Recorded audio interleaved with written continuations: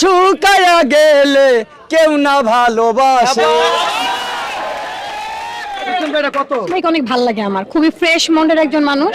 যখনই মন খারাপ থাকে তখনই হচ্ছে, যখন একটু ইউটিউবে যাই ফেসবুকে যাই, ভাইয়ের তো রং চাং মাখানো সেই কথা। আরে সেই 2 বছর আগের গরুর ভিডিও, গান, একটা গান হবে নাকি ভাই?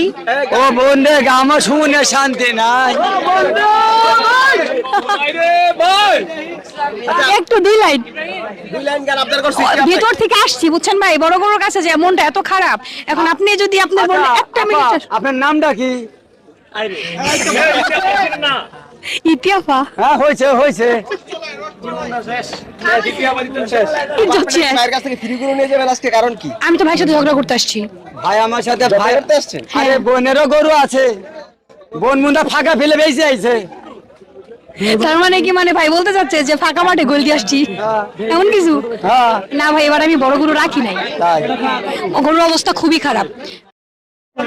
ভাই পেটে কি ক্ষুধা, এর জন্য কি মনটা খারাপ? না না না, মনটা খারাপ না। খাইছেন কিছু? খাইতে যাবো, আসতে একটা কাস্টমার হলো।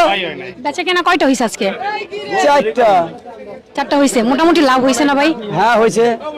আলহামদুলিল্লাহ। ভাই একটা লাইন একটু আমাদের গান শোনাই দেন, সবাই শুনবে।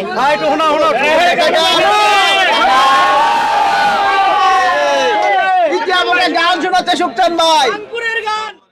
না, এবার অন্য, এবার অন্য গান হবে। যখন মধু আসে আসে, ফুলের মধু শুকায়া গেলে কেউ না ভালোবাসে। কত